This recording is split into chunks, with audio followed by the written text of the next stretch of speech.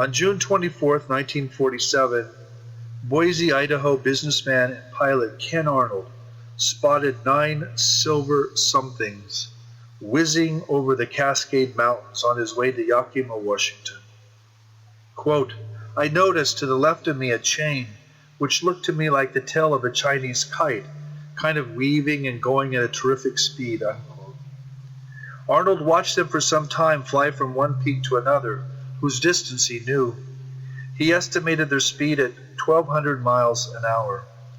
He also estimated that they were about 25 miles away and that their tail formation extended for some 5 miles. Individually, quote, "They looked something like a pie plate that was cut in half with a sort of convex triangle in the rear." As an American patriot, Mr. Arnold immediately reported what he saw.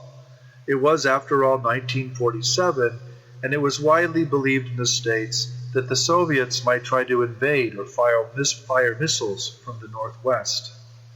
It was Arnold's description of these things as moving across the sky as if they were skipping over water, like a pie plate or saucer, that gave us the expression flying saucer, through a journalist on the scene later that day named Bill Beckett.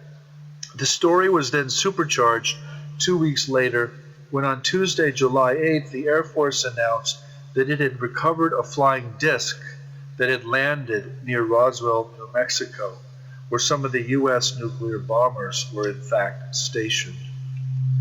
A retraction the next day and an explanation that it was a weather balloon, or in later conclusions, an experimental spy balloon from a secret spying project called Project Mogul, did nothing but fuel the fires further. It was the same U.S. Air Force that coined the expression UFO a few years later, in 1953, for defense reasons. In short, the acronym in its origins is a Cold War expression and has always carried a certain hint of danger or fear. It names something that we need to defend ourselves against. The first truly public modern case of what we now think of as the alien abduction was that of the American mixed-race couple Barney and Betty Hill in 1961. Their conscious memories of a pancake-shaped winged object in the night sky, binocular sightings, and weird buzzings and beepings hitting the trunk of their car that produced odd shiny circles were related to their later trance descriptions of lost time, large eyes, and sexual experimentation. This originary American event fused civil rights, racial anxieties, and sexual hybridity themes with classic sci-fi tropes and is now iconic among both the UFO community and the state of New Hampshire on Route 3, where the incident is believed to have taken place. The occult folklore readings of journalist John Keel and astronomer and computer scientist Jacques Vallée now emerged. John Keel's definitive statement is in a book called UFOs Operation Trojan Horse, which came out in 1970. It's a book that lays out a view in which the aliens are akin to traditional demons and abducting fairies, and the UFO phenomenon is fundamentally deceptive and trickster-like. As Keel put it, quote, "The UFO-nauts are the liars, not the contactees. The contactees are simply trying to explain their traumas and confusions. What they are describing often makes no sense, and that is precisely the sense."